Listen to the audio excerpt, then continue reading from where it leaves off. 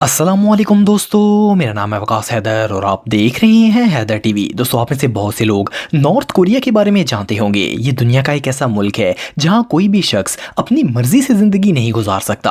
आज की इस वीडियो में मैं आपको नॉर्थ कोरिया के सबसे वियर्ड और अनयूजुअल लॉज के बारे में बताने जा रहा हूँ। तो शुरू करते हैं अपना काउंटडाउन। सब्सक्राइब करें हैदर टीवी को और बेल आइकन को दबाएं इंफॉर्मेटिव वीडियो सबसे पहले देखने के लिए।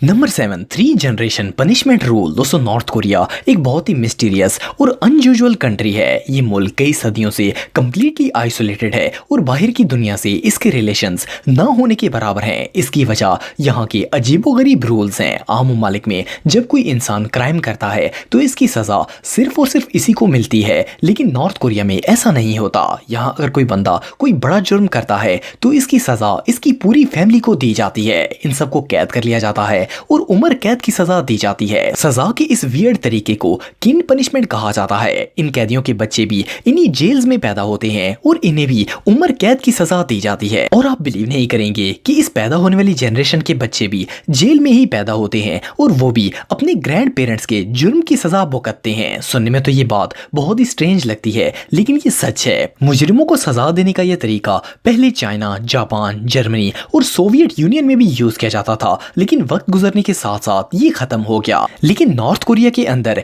ये रूल अभी भी मौजूद है। ये रियली अनबिलीवेबल है। Number 6, real estate. दोस्तों, अगर आपके पास पैसा हो तो आप दुनिया के किसी भी हिस्से में जगह या मकान खरीद सकते हैं, लेकिन आप बिलीव नहीं करेंगे कि दुनिया में एक मुल्क ऐसा भी है जहां पैसे होने के बावजूद भी जमीन नहीं खरीद सके। ये अजीबोगरीब रूल सिर्फ नॉर्थ कोरिया के अंदर है। यहाँ पर आप कोई मकान, दुकान या घर नहीं खरीद सकते क्योंकि ये ऑफिशियली इलीगल है। इवन के यहाँ पर आप रेंट पर भी कोई घर नहीं दे सकते। इसकी वजह यह है कि इस मुल्क की हुकूमत नहीं चाहती कि लोगों को किसी किस्म का फायदा पहुंचे। जाहिर है, जब लोग दुकानें और मकान किराए पर देंगे तो इससे इन्हें प्रॉफिट होगा। इसके अलावा अगर कोई जमीन और मकान वगैरह सेल करेगा तो वो इससे भी कम कीमत पर नहीं बेचेगा। स्पेशली अगर वो जगह सड़क के करीब हो तो इसमें बेचने वाले को और भी ज्यादा फायदा है। इन दोनों सूरतों में आम सिटीजन को प्रॉफिट हासिल होगा और ऐसा यहाँ की हुकूमत नहीं चाहती। इससे भी हैरानगी की बात यह है कि नॉर्थ कोरिया के लोगों के पास अपनी पर्सनल प्रॉपर्टी का भी कोई वैलिड प्रूफ नहीं होता। इनके पास सिर्फ रिहायशी सर्टिफिकेट होते हैं और वो ये समझते हैं कि वो इस मकान के मालिक हैं। ये लोग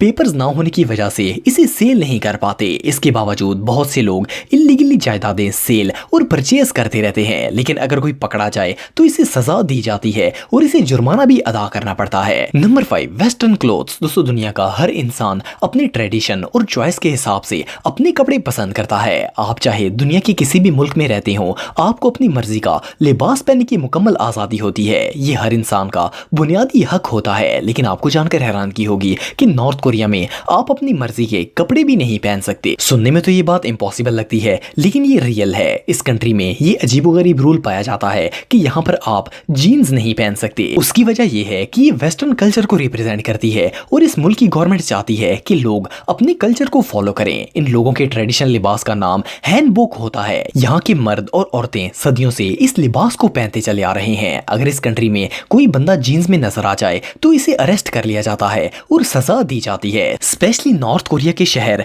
नॉर्थ हैंगयोंग और योंगगैंग प्रोविंस में इस मामले में बहुत ज्यादा सख्ती की जाती है। इसकी वजह यह है कि ये इलाके बॉर्डर के बिल्कुल नजदीक हैं और लोग वेस्टर्न कल्चर ज्यादा पिक करते हैं। ये एक सैड रियलिटी है कि इस कंट्री के लोगों को कोई पर्सनल फ्रीडम हासिल नहीं है, ना ही ये लोग अपने हकूक इस्तेमाल कर सकते हैं। इन्हें इस कंट्री में सर्वाइव करने के लिए रूल्स को फॉलो करना ही पड़ता है, चाहे वो सही हो या गलत। ये रियली बहुत अनफेयर है। Number 4, hair styles. दोस्तों, नॉर्थ कोरिया पॉलिटिकली एक बहुत ही बैकवर्ड कंट्री है। इसके दूसरे ममालिक के साथ सिर्फ डिप्लोमेटिक रिलेशंस हैं। इंटरनेशनल लेवल पर नॉर्थ कोरिया को लो कॉस्ट स्टेट के तौर पर ट्रीट किया जाता है। यहाँ के लोगों को इनके हकूक और पर्सनल फ्रीडम नहीं दी जाती। वो ना तो आज़ादी से रह सकते हैं और ना ही अपनी मर्जी की जिंदगी गुजार सकते हैं। इवन कि वो अपनी पर्सनल लाइफ को भी हुकूमत की मर्जी से गुजारते हैं। आप बिलीव नहीं करेंगे कि इस कंट्री के लोग अपनी मर्जी के बाल भी नहीं कटवा सकते। रिसेंटली यहाँ के मालिक किम जोंग उन ने मुल्क में 15 हेयर स्टाइल्स बैन कर दिए हैं, जिनमें स्पाइक्स, मर्दों के लंबे बाल रखना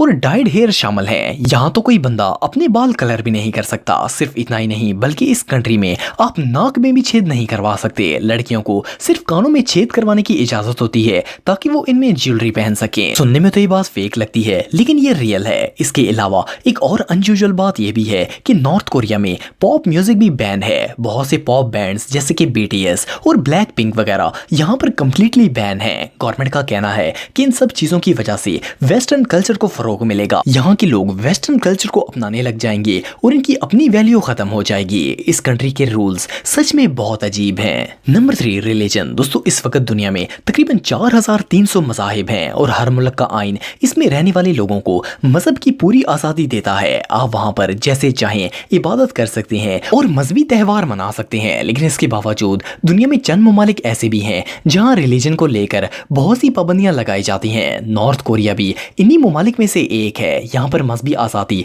तकरीबन ना होने के बराबर है। इस कंट्री में जोश मजहब के लोग रहते हैं। ये लोग नॉन रिलीजियस होते हैं और इनकी तादाद तकरीबन 64% है। इसके अलावा 16% आबादी इन लोगों की है जिनका ताल्लुक कोरियन रिलीजन से है, जबकि 4.5% लोग कोरियन बुद्धिस्ट से ताल्लुक रखते हैं और सिर्फ 1.7% लोग क्रिश्चियन मजहब से ताल्लुक रखते हैं। नॉर्थ कोरिया से आने वाले रेफ्यूजीज और नॉन गवर्नमेंट ऑर्गेनाइजेशन की रिपोर्ट से पता चलता है कि यहाँ की अथॉरिटीज क्रिश्चियन मजहब के लोगों पर बहुत ज्यादा तशद्दुद करती है। आप बिलीव नहीं करेंगे कि इन्हें जो लोग बाइबल पढ़ते हुए नजर आ जाएं या अगर इन्होंने सिर्फ इसे हाथ में भी पकड़ा हो तो हुकूमत इन्हें फांसी की सजा सुना देती है। इसके अलावा यहाँ के लोग जो चाइना में काम करते हैं, जब वो नॉर्थ कोरिया वापस आते हैं तो इन पर कड़ी नजर रखी जाती है। अगर वो लोग किसी गैर मुल्की के साथ राब्ते में पाए जाएं तो इन्हें सख्त किस्म की सजाएं दी जाती हैं। बाज़ औक़ात तो इन्हें जला वतन भी कर दिया जाता है। इस रियली ये कंट्री किसी जेल से कम नहीं है।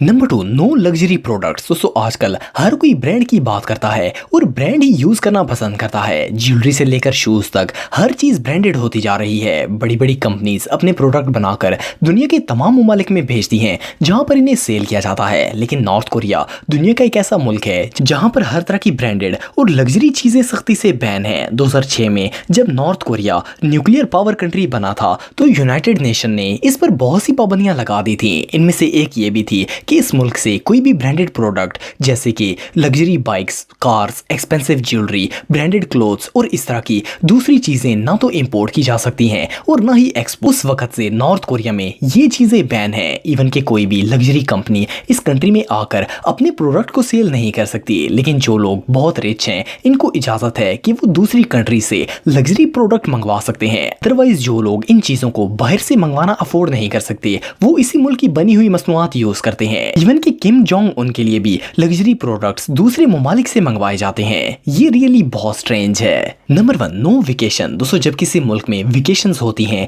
तो वहाँ के लोग अपनी छुट्टियां एंजॉय करने के लिए दूसरे ममालिक का रुख करते हैं। वो अपनी फेवरेट कंट्रीज में चले जाते हैं और वहाँ पर अपनी हॉलीडेज स्पेंड करते हैं। लेकिन नॉर्थ कोरिया में रहने वाले लोग इस हवाले से बहुत अनलकी हैं। वो अपनी हॉलीडेज सिर्फ नॉर्थ कोरिया में ही स्पेंड कर सकते हैं, चाहे इनके पास जितना भी पैसा या फिर वसाइल हों। फिर भी इन्हें अपने मुल्क से बाहर जाने की बिल्कुल परमिशन नहीं होती। ये इस कंट्री का रूल है जो यहाँ पर रहने वाले हर शख्स को फॉलो करना पड़ता है। दरअसल यहाँ पर लॉज इतने सख्त हैं कि हर कोई यहाँ से भागने के चक्कर में रहता है। इसलिए यहाँ की गवर्नमेंट को खतरा है कि अगर इस मुल्क के लोग सैरो सियाहत के लिए दूसरे ममालिक में जाएंगे तो हो सकता है कि वो दोबारा वापस ना आए। इवन कि नॉर्थ कोरिया के लोगों को अपने नेबर कंट्रीज में भी जाने की इजाजत नहीं है। हालांकि चाइना के साथ इसकी कोई अच्छे ताल्लुकात तो नहीं है, लेकिन फिर भी 2019 के एक अंदाजे के मुताबिक 1,20,000 चाइनीज यहाँ वेकेशन स्पेंड करने के लिए आए थे। यहाँ पर लोग वेकेशन स्पेंड करने के लिए तो आ सकते हैं, लेकिन इस मुल्क के लोग दूसरे किसी मुल्क में नहीं जा सकते।